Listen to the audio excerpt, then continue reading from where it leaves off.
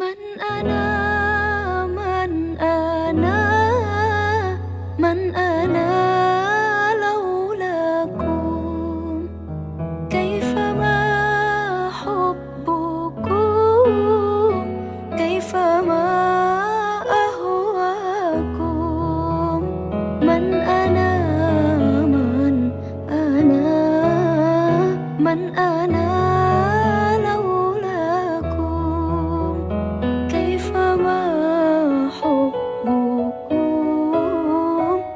كيفما أهواكم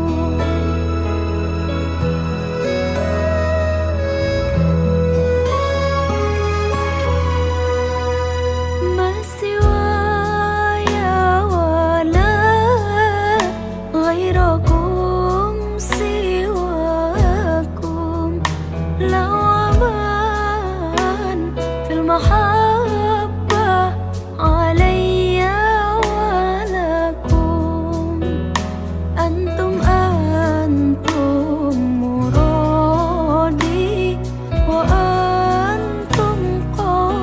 warahmatullahi wabarakatuh.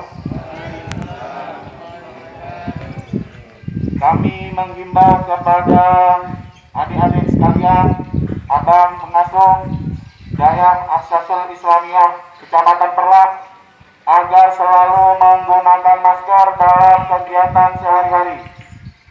Karena menurut penelitian, penyebaran COVID-19 atau virus corona dapat terjadi melalui mulut, hidung, dan mata.